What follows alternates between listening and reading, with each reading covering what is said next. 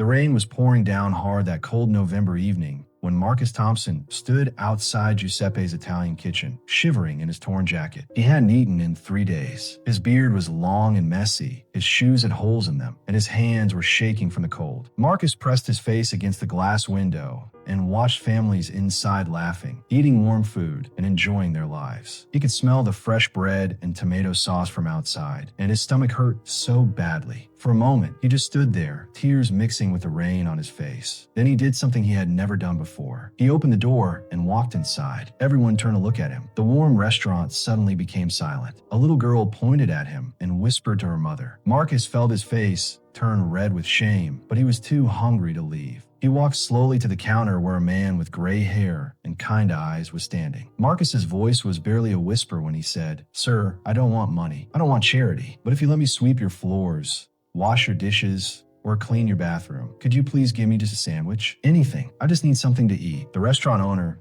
Giuseppe Rossi, looked at this broken man standing in front of him, dripping water on his clean floor, and what he did next shocked everyone in the room. Giuseppe didn't say a word. He walked around the counter, and everyone thought he was going to ask Marcus to leave. But instead, he put his hand on Marcus's shoulder and said, "Come with me." He led Marcus through the restaurant, past all the staring customers, and into the kitchen. The other workers stopped cooking and watched. Giuseppe pulled out a chair and said, "Sit down." Then he went to the stove and started making food himself. He made a huge plate of spaghetti with meatballs, fresh garlic bread, and a big salad. He put it in front of Marcus and said, "Eat, take your time. No one will bother you here." Marcus couldn't believe what was happening. His hands were shaking so badly, he could barely hold the fork. He took his first bite, and tears started rolling down his face. He couldn't remember the last time someone had shown him this kind of kindness. Giuseppe sat down across from him and didn't say anything. He just waited. After Marcus finished eating, he looked up at Giuseppe with red eyes and said, "Thank you. I'll clean anything you want. I promise I'll work hard." But Giuseppe shook his head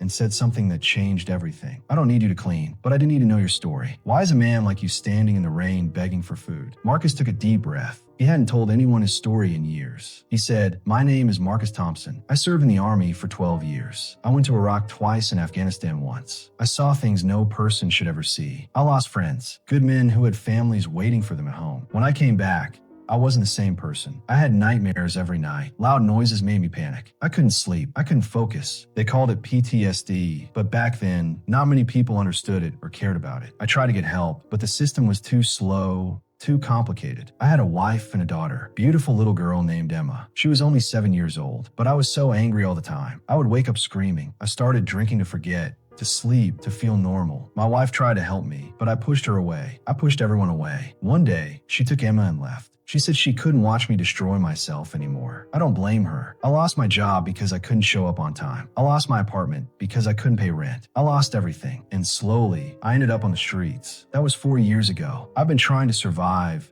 every single day since then. The kitchen was completely silent. Giuseppe's eyes were filled with tears. He stood up and said, "Marcus, I'm going to tell you something, and I want you to listen carefully. My father came to America from Italy with nothing. No money, no English, no family, just hope. He worked in restaurant kitchens for 20 years before he saved enough to open this place. He taught me that food is more than just eating. Food is love. Food is dignity. Food is home. And he also taught me that every person has worth, no matter where they are in life. You served our country. You sacrificed things I cannot even imagine. You protected people like me, like my family, like everyone in this restaurant. And now you're asking me for permission to sweep floors for a sandwich? No, Marcus, I won't let you sweep floors." Marcus's heart sank. He thought Giuseppe was going to ask him to leave after all. But then Giuseppe said, "I'm going to offer you something different. I'm going to offer you a job, a real job, in my kitchen. I'll pay you fair wages, and I'll teach you everything I know about cooking. But there's one condition. You have to promise me you'll show up every day. You'll work hard, and you'll let me help you get back on your feet. Do we have a deal?" Marcus couldn't speak. He just sat there staring at Giuseppe like he didn't understand the words. Finally, he whispered, "Why? Why would you do this for me? You don't even know me." Giuseppe smiled and said, "Because someone did it for my father, and because it's the right thing to do. Everyone deserves a second chance. Marcus, everyone." That night, Giuseppe gave Marcus a clean uniform, a warm coat, and enough money to stay in a cheap motel for a week. He told Marcus to come back the next morning at 6. Marcus barely slept that night. He was terrified that he would wake up and realize it was all a dream. But when the sun came up, he walked to Giuseppe's restaurant, and Giuseppe was already there, waiting for him with a smile. The first few weeks were not easy. Marcus's hand shook when he tried to chop vegetables. He burned the garlic bread twice. He forgot orders and mixed up recipes. Some of the other kitchen staff were frustrated with him. They whispered that Giuseppe had made a mistake, but Giuseppe never gave up on him. Every time Marcus made a mistake, Giuseppe would calmly show him the right way. He never yelled. He never shamed him. He just taught him with patience and kindness. Slowly, something started to change inside Marcus. For the first time in years, he had a reason to wake up in the morning. He had a place where he belonged. He started to remember who he used to be before the war, before the pain, before the streets. He started to smile again, and people noticed. One evening,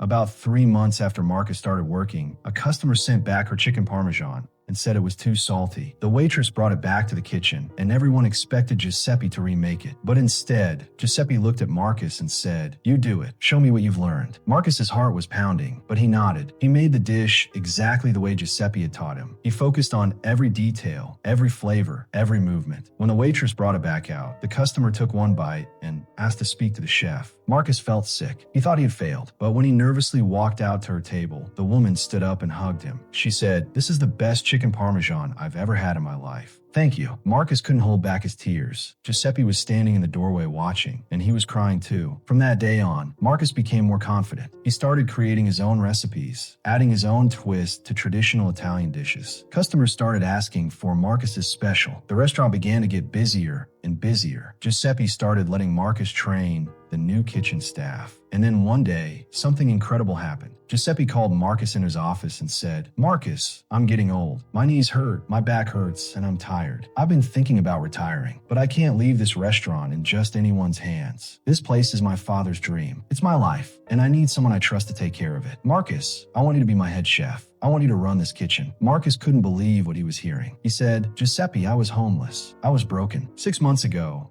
I was begging for food. How can you trust me with something this important?" Giuseppe put his hand on Marcus's shoulder, just like he did that first rainy night, and said, "Because you understand what this restaurant really is. It's not just about food. It's about giving people hope. It's about dignity. It's about second chances. You've lived that, Marcus. You've earned this. If this story is touching your heart right now, please don't just watch and leave. Subscribe to Humanity Tales Studio because we share real stories of real people who chose kindness when the world chose cruelty. Stories that remind us we're all human. Stories that matter. Now let's continue because Marcus's story gets even more beautiful. Marcus accepted the position. He became the head chef of Giuseppe's Italian kitchen, and he didn't just cook food. He transformed lives. He started a program where he hired people who were struggling, people who were homeless, people who had been in prison, people who just needed someone to believe in them. He trained them the same way Giuseppe trained him, with patience, kindness, and respect. The restaurant became famous not just for its incredible food, but for its heart. News stations came to interview Marcus. They wanted to know his secret, and Marcus always said the same thing. There is no secret. You just treat people the way you wish you had been treated when you were at your lowest. You give them dignity, you give them hope, and you never, ever give up on them. But the most beautiful part of this story happened 2 years later. Marcus was in the kitchen one busy Saturday night when Giuseppe came running in, out of breath, and smiling bigger than Marcus had ever seen. He said, "Marcus, you need to come to the front right now. There's someone here to see you." Marcus wiped his hands and walked out into the dining area. And there, standing by the door, was a woman and a teenage girl. It took Marcus a moment to recognize them, but when he did, his whole world stopped. It was his ex-wife, Sarah, and his daughter, Emma. Emma was 13 years old now, tall and beautiful. Sarah had tears in her eyes. She said, "Marcus, I saw you on the news. I saw what you become. I saw how you've changed your life. Emma wanted to see you. She wanted to tell you she's proud of you." Marcus fell to his knees and started sobbing. Emma ran to him and hugged him tight. She whispered, "I missed you, Dad. I'm so proud of you." Giuseppe stood in the corner watching, tears streaming down his face, knowing that this was why he did what he did that rainy night. Marcus and his daughter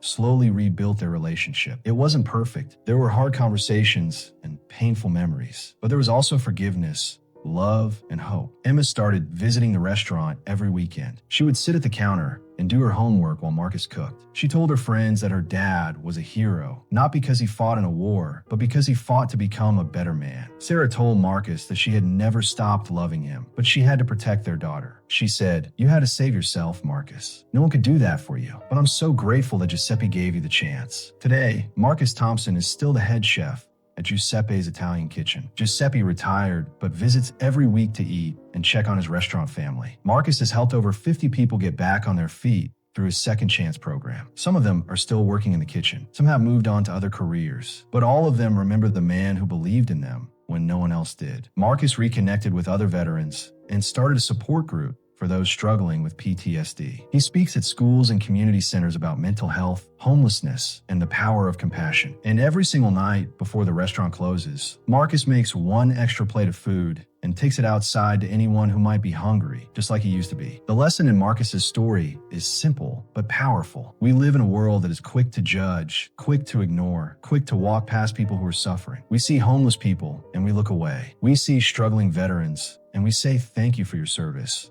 but we don't ask if they're okay. We see broken people and we assume they deserve their pain. But Giuseppe saw something different. He saw a human being. He saw potential. He saw worth. And because of that one choice, because of that one moment of kindness on a rainy November night, 2 lives were changed forever. Marcus was saved, but Giuseppe was also changed. He said in an interview once, "People think I saved Marcus, but the truth is, Marcus saved me. He reminded me why my father opened this restaurant. He reminded me what really matters in life. Not money, not fame, just love and kindness." So as we come to the end of this story, I want you to think about something. Who is the Marcus in your life? Who is the person that everyone else has given up on? Who is the person standing in the rain, broken and alone, just hoping for one act of kindness? Maybe it's a homeless person you walk past every day. Maybe it's a coworker who's struggling. Maybe it's a family member who made mistakes. Whoever it is, you have the power to be their Giuseppe. You have the power to change a life with one simple choice: to see them, to care, and to help. You don't need to be rich. You don't need to be powerful. You just need to be kind. If this story moved you, if it made you cry, if it made you believe in humanity again, please do something for me. Subscribe to Humanity Tales Studio right now. Share this video with someone who needs hope today. Leave a comment telling us about a time someone showed you kindness when you needed it most. And most importantly, go out into the world and be someone's Giuseppe. Be the person who doesn't walk past. Be the person who stops and helps. Be the person who believes in second chances. Because the world doesn't change with grand gestures. It changes with small acts of love, one person at a time, one choice at a time,